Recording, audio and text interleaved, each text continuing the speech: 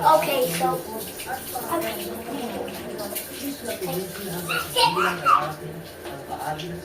mas mataas ang level ng tubig kaysa sa alhambra. Dahil para makadami kailangan itong manggaling sa lugar. Ngunit sila kumuha ng kaunting tubig mula sa agos ng silo at sinadaan ito sa isang kanal na ginawa ng tao na tinawag na Asentiaria o Royal Canal. Ang kanal na ito ay hindi tubig at hindi pababa ng biglaan.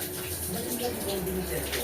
Sabi ko lang ang pato. okay, next. Pero tuloy-tuloy. Oh, Dito, mga daloy ang tubig ng pusa gamit ang lakas ng gano'n. Kahit walang pang pamahina. that was a net. Pero mahapat ang tubo o kapag ang isang dulo nito ay mas mataas ng kaunti kaysa sa kabila.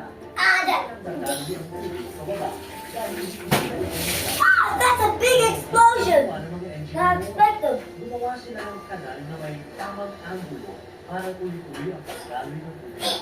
Dahan-dahan dumaloy ang tubig Oh, sa final. palikot sa mga bato at lupa hanggang makarating ito sa mas mataas na bahagi kung saan nakatagyan ng ang pagkalas.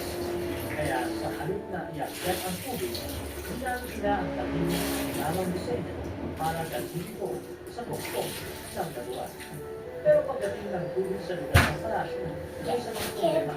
Sapat ang dalong nito para sa inyo, paliguan at mga halaman. Pero hindi natin sapat ang lakas ng kontrol ng daloy para sa lahat ng fountain at iba pang water feature sa loob ng mga.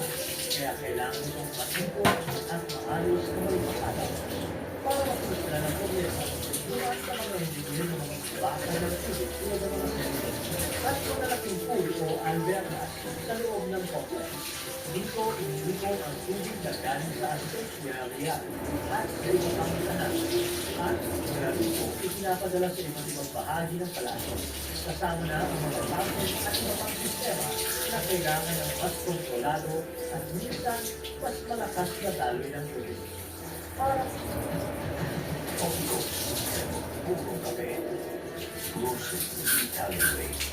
Next. Look.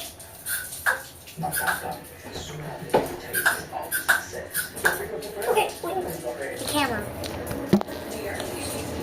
Okay, what happens to the faucet? Empty the fountain. Look forever. Now next. Hindi, nagsasayang ka ng tubig.